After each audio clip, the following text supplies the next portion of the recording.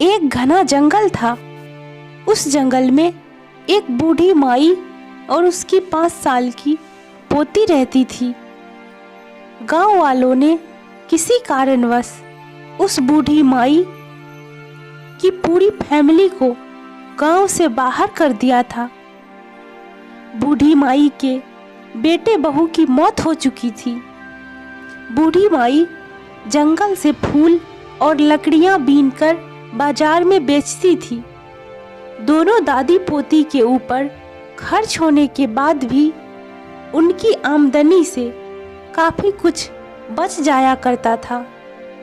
बूढ़ी माई काफी परोपकारी स्वभाव की थी। उस जंगल में भटके हुए लोगों की मदद करना, उनको राह दिखाना, इन सब कामों में बूढ़ी माई को बड़ा आनंद आता था। बूढ़ी माई ने अपना पूरा जीवन अच्छे कर्म किए थे, यानी कि हम उस बूढ़ी माई को एक पुण्य आत्मा कह सकते हैं।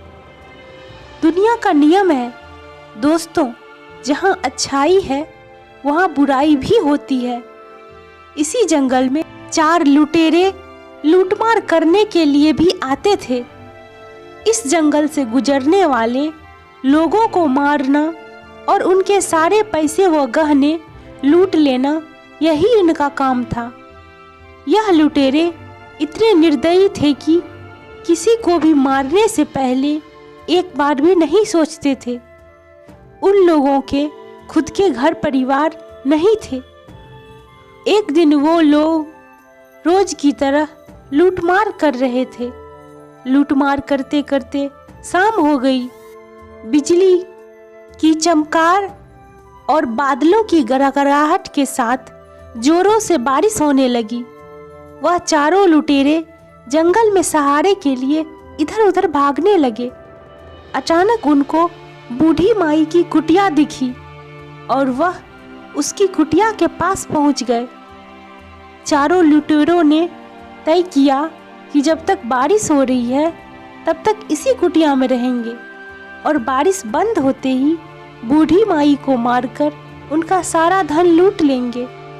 उन्होंने झूठ बोलकर बूढ़ी माई से मदद मांगी। उसी जंगल में रहने वाली बूढ़ी माई ने इन चारों लुटेरों के बारे में काफी कुछ सुन रखा था।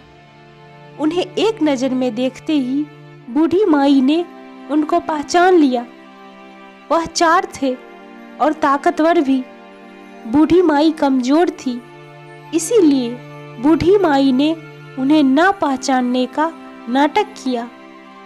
बूढ़ी माई को यह भी डर था कि उसके विरोध करने पर कहीं वह चारों उसे और उसकी पोती को कोई हानि ना पहुंचाए। कुछ सोचने के बाद बूढ़ी माई ने उनको रात के लिए सहारा दिया। फिर बूढ़ी माई ने सबके लिए खाना बनाया। सभी जब खाना खाने के लिए बैठे तब खाते खाते बूढ़ी माई ने पाप और पुण्य का विषय छेड़ा। हर एक जन अपने हिसाब से इस विषय पर अपनी राय दे रहा था।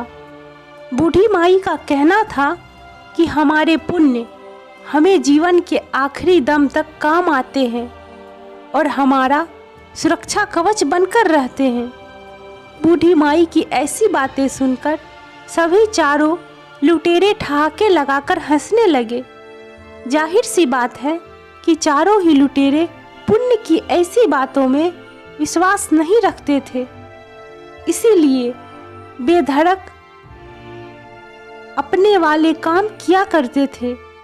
आखिरी में बूढ़ी माई ने शर्त लगाई। वह बोली, बाहर बिजली गिर रही है, हर एक व्यक्ति उस सामने के पेड़ को छूकर वापस कुटिया में आएगा। जिसके ऊपर बिजली गिरी वह पापी होगा और जो सही सलामत से वापस कुटिया में आएगा वह पुण्यवान होगा। पहला लुटेरा गया और पेड़ को स्पर्श करके सही सलामत कुटिया में आ गया। ऐसे ही दूसरा गया, फिर तीसरा गया और चौथा गया और सभी सही सलामत कुटिया में वापस आ गए। अब बारी थी बूढ़ी माई की और उसकी पोती की। बूढ़ी माई के मन में डर आया कि वह चारों लुटेरे ही पुण्यवान निकले। इसका मतलब हम जरूर पापी हैं, बिजली हमारे ऊपर ही गिरेगी। लेकिन शर्त लगाई थी और पूरी तो करनी ही थी। इसलिए उसने अपनी पोती को गोदी में उठाया और कुटिया के बाहर पैर रखा। उसी वक्त आसमान से एक तेज बिजली तेज गड़गड़ाहट के साथ उस कुटिया पर गिरी और कुछ ही देर में उन चारों की उसी जगह पर मृत्यु हो गई।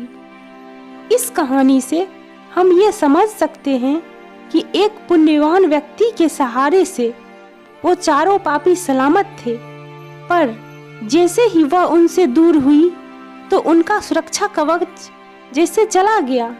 दोस्तों, इसीलिए हमें हमेशा अच्छे और भलाई के काम करते रहना चाहिए और जितना हो सके सच्चे और अच्छाई के काम करने वाले लोगों के साथ रहना चाहिए, यानी कि सत्संग करना चाहिए।